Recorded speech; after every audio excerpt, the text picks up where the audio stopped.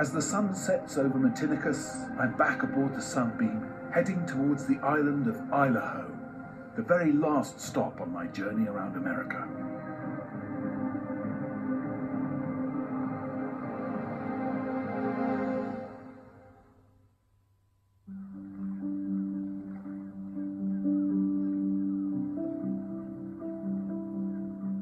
It's dawn on Haut, my final island stop. And the crew of the Sunbeam support ship are preparing a massive breakfast for the islanders. It's a chance for one of America's most isolated communities to catch up over a cuppa.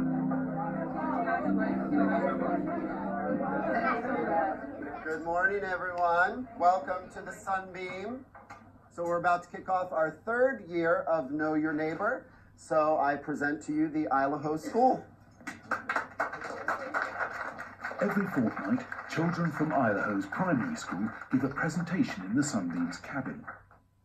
Know Your Neighbor started with the idea of interviewing people who lived year-round on the island and getting their stories. Today, we are featuring Diana Sanisbago. Today's subject, Diana, is a bit of an island celebrity. She runs Haut's only restaurant, and she's just won the prestigious Golden Claw Award for America's Best Lobster Sandwich. Diana works at the Lobster Lady. She won first place at the Lobster Rumble in New York City.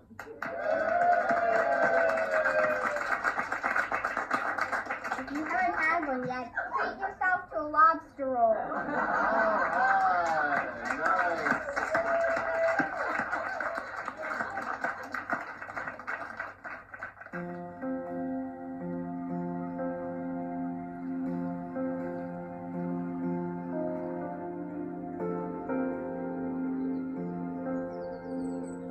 Only about 50 people live on Haut all year round. In the summer, some tourists do come to hike its woodland trails.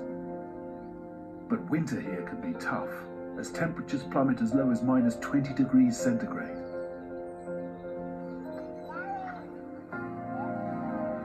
Despite its hardships, a core of families stick it out. And replenished by a hearty breakfast, their children are back at school today, at the start of the autumn term. Good morning, Isabel. Good morning, Jana. Good morning. Good morning, Gab. Good morning, Miss Rita. Good morning, Ocean. No good morning from you, huh? A century ago, Haut had 4 schools.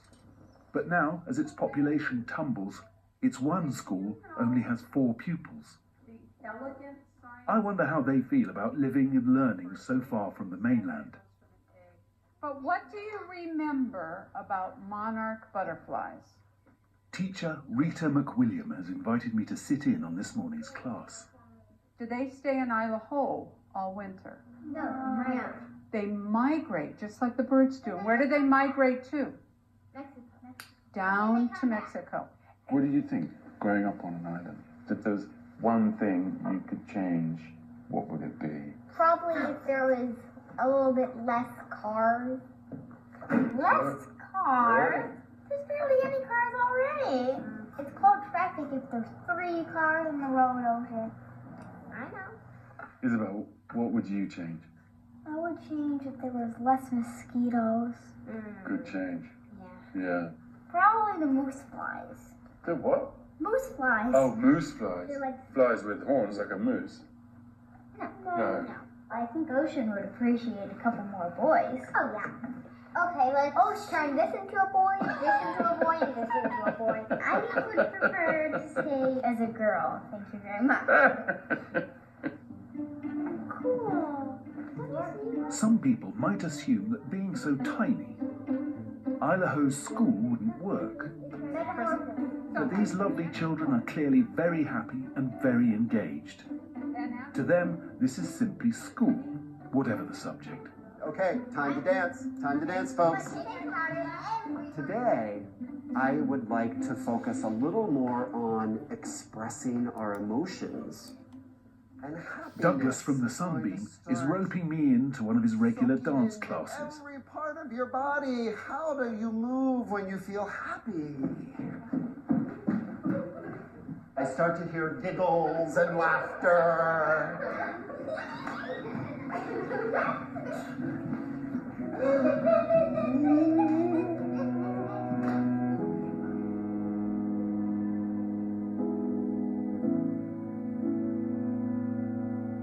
It seems right to finish my journey here with these children.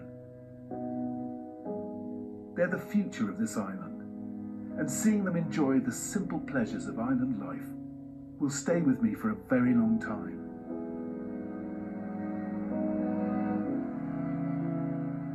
It's been a remarkable trip, over 10,000 miles around this vast continent, finishing here on America's most eastern edge. And what struck me more than anything is how no two islands have been the same. I'd never expected such diversity. I've seen stunning landscapes, encountered extraordinary wildlife, but more than anything, I'll never forget the wonderful people.